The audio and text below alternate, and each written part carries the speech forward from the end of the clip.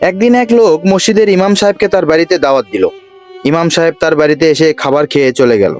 তখন ওই লোকটার ছেলে এসে বলল, বাবা, সোফার উপরে তো আমার অনেকগুলো টাকা ছিল, এই টাকাগুলো গেল কোথায়? তখন লোকটা বলছে, এখানে তো ইমাম সাহেব ছাড়া আর কেউ আসেনি। তখন ছেলেটি বলল, বাবা, তাহলে তো ইমাম সাহেবই টাকাগুলো চুরি করেছে। ছেলের এই কথা শুনে বাবা বলে উঠল, আরে বলো কি, ইমাম সাহেব তো খুবই পরহেজগার মানুষ, তার তো এই ধরনের কাজ করার কথা না।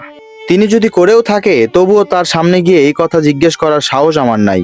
পরের বছর ইমাম সাহেব আবার যখন ওই বাড়িতে দাওয়াত খেতে এসেছে, তখন ওই লোকটির ছেলে ইমাম সাহেবকে বলছে, হুজুর, কিছু মনে করবেন না, গত বছর যখন আপনি দাওয়াত খেতে এসেছিলেন এই সোফার উপর অনেকগুলো টাকা ছিল, কিন্তু আপনি এখান থেকে চলে যাওয়ার পর টাকাগুলো আমি আর পাইনি। ছেলেটির এই কথা শুনে হুজুর কান্না করা শুরু করলো এবং বলতে থাকলো, আমি এই কারণে কান্না করছি না যে তুমি আমার উপরে চুরির অপবাদ দিয়েছো, আমি তো কান্না করছি এই কারণে যে সারা বছরের মধ্যে একবারের জন্য তোমরা তোমাদের বাসার কোরআন শরীফটা খুলেও দেখো না।